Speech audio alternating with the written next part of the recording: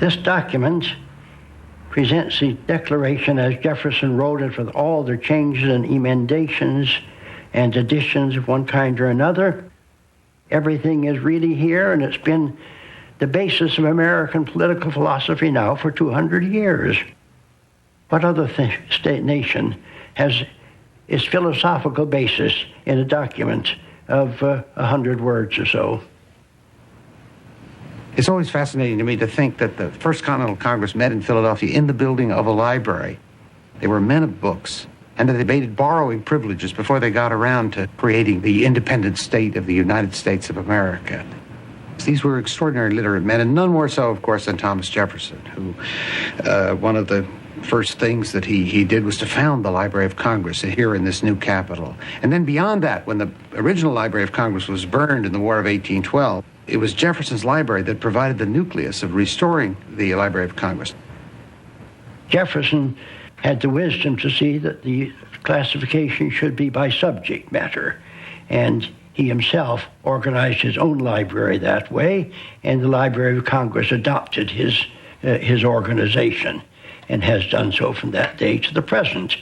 It is rather interesting, I think, that we take so many things for granted that we shouldn't, and that is that almost all college and university libraries are now on the Library of Congress system. Wherever you turn, you find this extraordinary creative talent in Jefferson. This was Jefferson's favorite recipe for ice cream. 2 bottles of cream and 5 egg yolks and so forth. When he went over to Paris, he took his cook over with him because he was very much interested in good food, and he wrote down in his own hand a great many good French recipes that he liked. And then he asked the various chefs to help his cook and give him some pointers. From then on, he would never be without a French chef. You know, you never know what you're going to find when you start browsing among these old cookbooks. You know, what's fascinating about these books? This is 1738, but it gives you a real idea of what people were eating and doing and how they lived, what they grew in their gardens, what they did for entertainment. The view of history that we get through the kitchen window is a more gentle view, not of war and politics, but of family and community and sharing. The earliest cookbook in the Library of Congress collection was in the 1400s, and I think the Italians were the masters of cooking at that point, but still things were rather in a chaotic state and nothing much had been written down. But the library has the very first French cookbook, Le Cuisinier François, and when the French came into it seriously, they began making order out of chaos. The French set a standard for cookbooks. They were the first to establish the order of ingredients, the units of measure, and many of the cooking techniques that are familiar today. Now here's a wonderful little book. This is a French one from the 18th century. Le Festin Joyeux, or La Cuisine en Musique. As the author says, it is written so that Madame can teach her underlings how to remember the recipes of the household.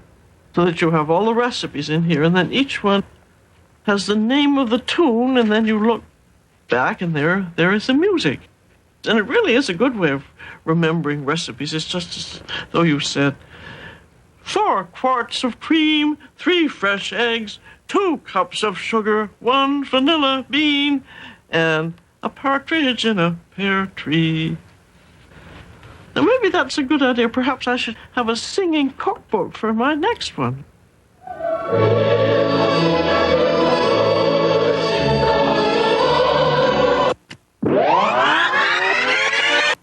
Library of Congress, Toscanini Audio Restoration, take 3.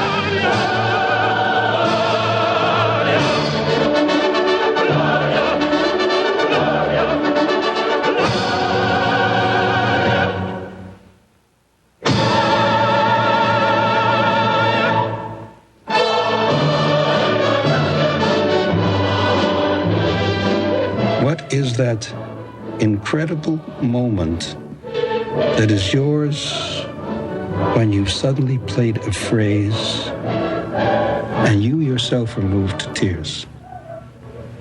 Must be that way with a painter who brings something to life out of a canvas, to a writer who finds that phrase, or to an architect, and all the elements come together.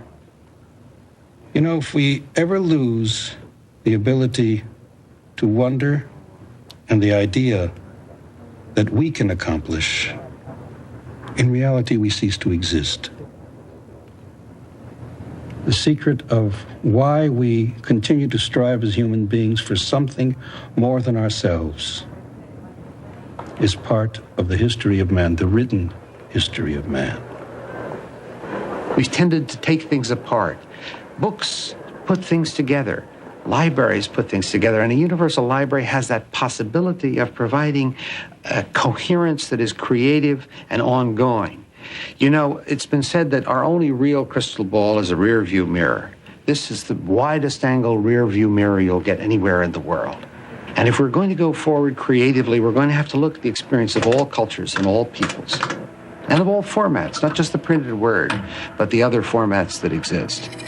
And so it's that we see for the future in the Library of Congress. And we have embodied that, if you like, in these three wonderful buildings. There's the Jefferson Building, which is the old original building of the Library of Congress, an exuberant expression of the optimism and hope of America in the late 19th century.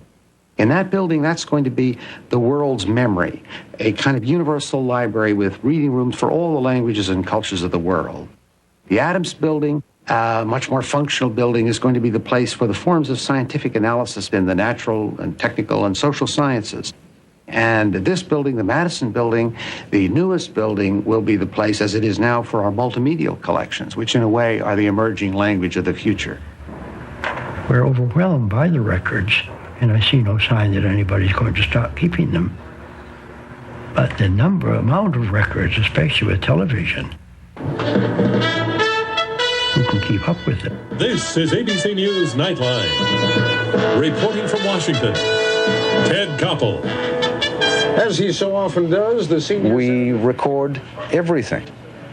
Everything. The impact of that becomes totally numbing. I mean, future generations are going to be looking at literally billions of pictures and reams of videotape and film, and I'm not sure that they'll be able to make any sense out of it because we don't discriminate between what is important and what is mundane. We're facing a tremendous paradox. On the one hand, we want to be very careful that what is important from our time is somehow preserved.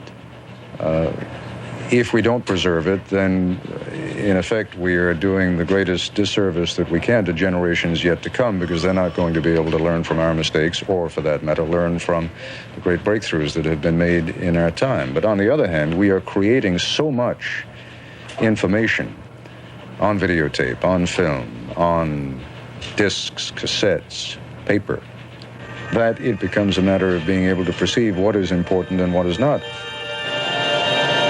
We're about to embark on an extraordinary effort to work out the exact genetic message of a human being. The human genome, which is 24 long, very, very long DNA molecules, which might be regarded as a very, very long book with a large number of words. The number of letters that are used to carry all the information which makes us human is about 3 billion. We think we have the chance to actually work out these 3 billion letters over about 15 years. And of course, this wouldn't be possible without computers. Now, this is an amount of information which is about 1 million times greater than we've ever tried before. And I guess it just reflects the fact that our civilization, in any way you look at it, is more and more complicated. And how are you going to live with complexity? If you visit the Science and Technology Division of the Library of Congress, you can see that the number of scientific articles and journals being published around the world has grown so large the sheer volume of available information render much of it useless to us. It is not just in science. A recent Sunday edition of the New York Times contained 1,612 pages, approximately 12 million words, and weighed 12 pounds. Our immediate human communications environment has reached a level of complexity that approaches that of biological systems. The creative organization of information actually creates new information. Each one of these tapes holds the equivalent of 200 large books here in the Library of Congress, and yet in this room filled with these tapes, they're not filled with tapes of books, they're just filled with the guides to how you find books. And how you organize and find information is critical. In fact, there are only 5 ways of organizing information. The way we always know about is the first way is the alphabet. That's what we learn in school for the first 6 years. And there's 4 other non-learned ways that are much more natural. We have the alphabet, there's category, like things are organized in a department store, a shirt department, a hat department. There's time, a timeline, an exhibit, the early works of Van Gogh and the later works of Van Gogh. There's location, how things are done and located on maps or in a building. And there's magnitude, organizing things from the smallest to the largest. In this age of technological revolution and explosion, we are inundated by so much information that perhaps the greatest need we have is for a body of people who will sort of sift from that information, will sort of winnow it down so that we have something in a form of order that we can pass on to generations yet to come. When you're dealing with a great library, that in fact is precisely what a library does. The largest library in the world can no longer accommodate all the information that is available. Someone has to select. The editing process is more important today than it has ever been in the history of the world.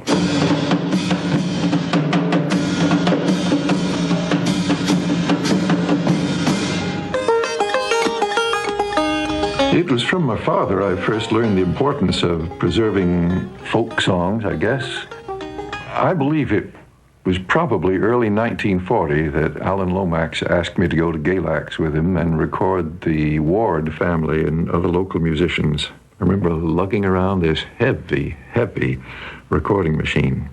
Used cactus needles, as I remember. 50 years ago, I was inspired to become a musician because of the music I heard in this library. I'm glad to say this process is still going on.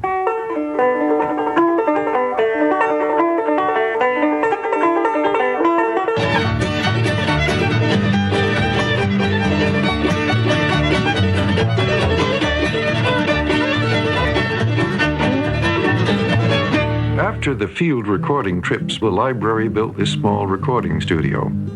Some great pickers and singers recorded here. Mississippi John Hurt, Woody Guthrie, Leadbelly, W.C. Handy, the writer of St. Louis Blues. My father, Charles Seeger, worked for the government's Resettlement Administration back in 1936. He sent field recording teams out across the country to document America as it tried to recover from the Great Depression. You can see in the faces the hunger, the suffering. You can also see determination and the spirit that would lead us out of that very difficult period.